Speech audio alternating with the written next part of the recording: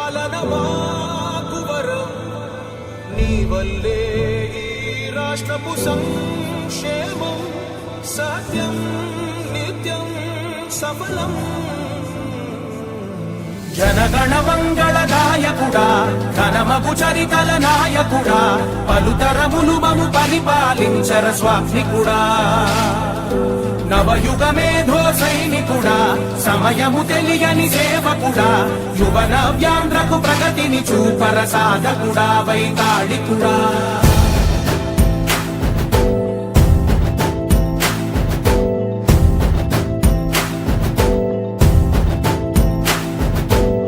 ప్రతి ఇల్లు నిన్నే నిన్నే పిలిచింది ప్రతి గడప నీకే స్వాగతమంటోంది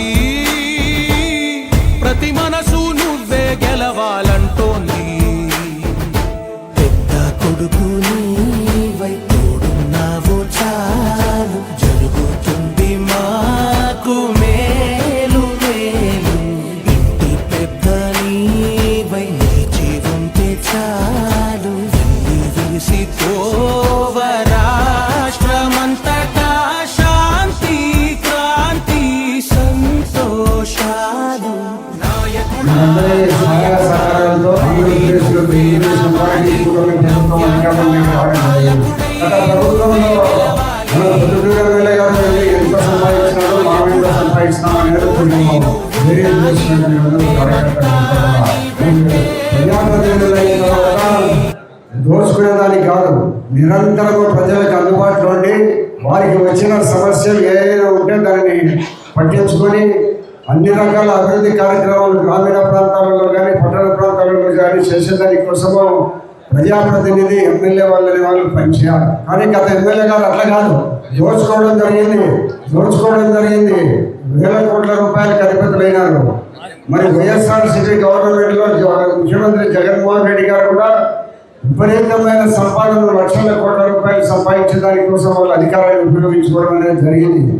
మీకందరికీ తెలుసు, గ్రామీణ ప్రాంతాల్లో ఉన్న పట్టణ ప్రాంతాలలో ఒకరి ఇల్లు ఒకరి పేరుతో ఉన్న కూడా రిజిస్టర్లు జరిగినాయి. భూములు మన పేరుతో ఉన్నపడిన భూములు మనం లేకుండానే రిజిస్టర్లు జరిగినాయి.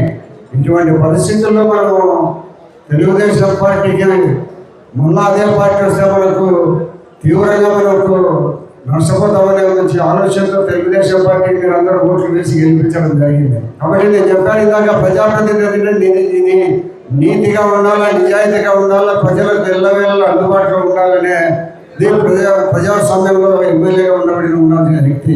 అదే మాదిరిగా చంద్రబాబు నాయుడు గారు కానీ లోకేష్ గారు కానీ నిరంతరం పార్టీకి సర్వీస్ చేస్తూ 24 గంటల్లో 18 గంటలు పార్టీకి పనిచేయడం అనేది జరుగుతుంది.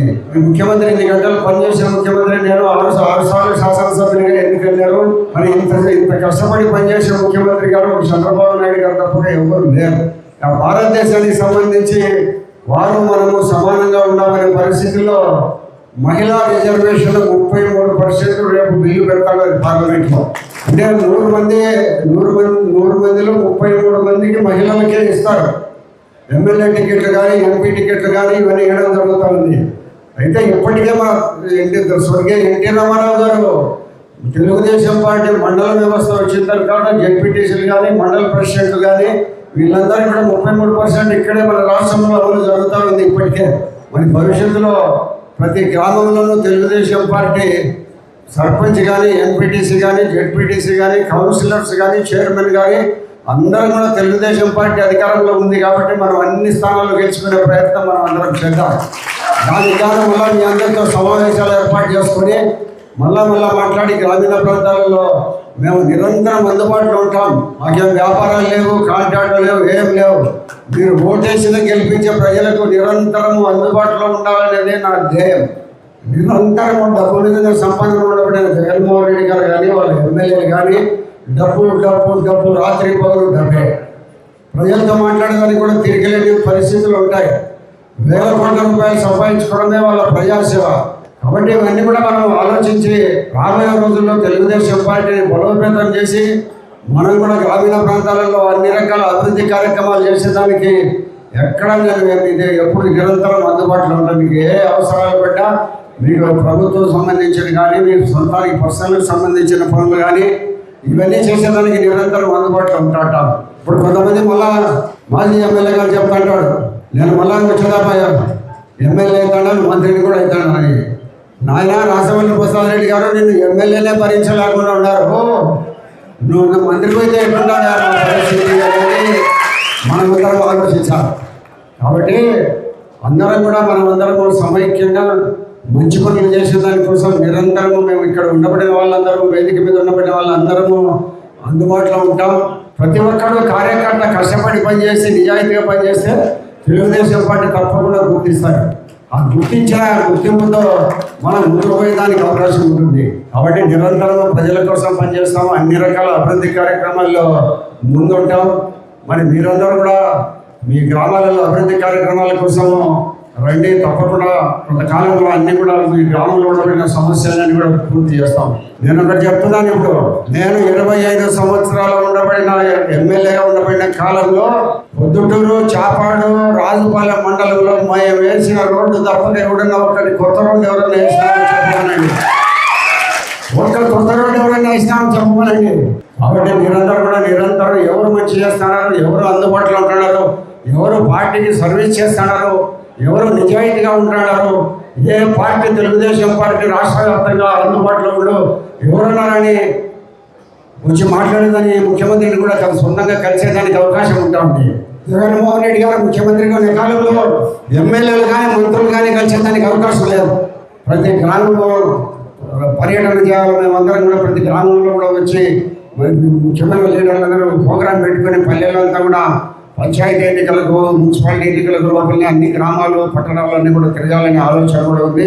తెలుగుదేశం పార్టీ, ఆ పార్టీని మనం కాపాడుకోవాల్సిన బాధ్యత మీది, ప్రజలు ఎంతవరకు మనం పార్టీని నమ్ముకొని మనం గట్టిగా పనిచేస్తామో ఆ పార్టీ మీకు పనిచేస్తుంది.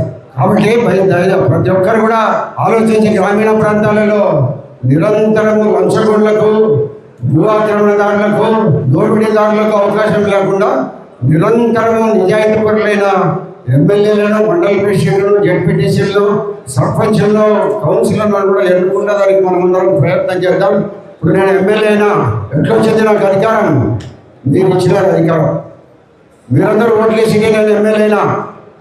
కాబట్టి నేను మీ సేవకుని, నేను మీ పాలకుని కాదు.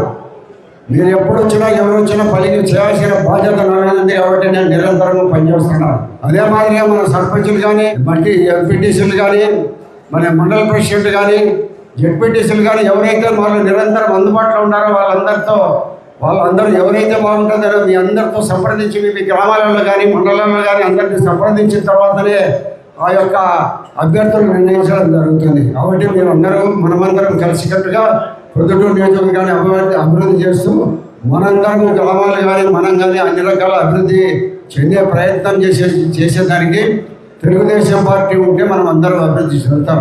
నేను మీరు ఎన్నుకునే ఎమ్మెల్యేని కాదు, మీ యొక్క సేవకునిగా పనిచేస్తాను. ఎప్పుడు మీ దగ్గర నా అధికారం తరపున కానీ, నేనేదో ఎమ్మెల్యేని హోదా కానీ, నేను ఎప్పుడు నన్ను సామాన్య మనిషిగా ఒకరిగా ఉంటాను. నన్ను ఎన్నిసార్లు గెలిపించిన పొద్దుటూరు ప్రజలకు మరి ఏం రుణం తీర్చుకున్నా కూడా తీరదని నేను భావిస్తున్నా. మీ వివాహాది శుభకార్యములకు, పుట్టిన రోజులకు, మీటింగులకు అత్యాధునిక సదుపాయాలతో ప్రొద్దుటూరు వాసవి సర్కిల్ వద్ద నుంచి అతి సమీపాన మీకు అందుబాటు ధరలలో happy banquet AC function hall మీకు స్వాగతం పలుకుతుంది. మా ఫంక్షన్ హాల్ నందు వంట సామాగ్రి మరియు విశాలమైన కార్ పార్కింగ్, అతి తక్కువ మెయింటెనెన్స్ ఖర్చుతో ఏ ఫంక్షన్ అయినా మా happy banquet AC function hall నందు జరుపుకొని ఆనందాన్ని పొందండి. బుకింగ్ కొరకు సంప్రదించండి. మా సెల్ నంబర్ 9100600238 7799 000211.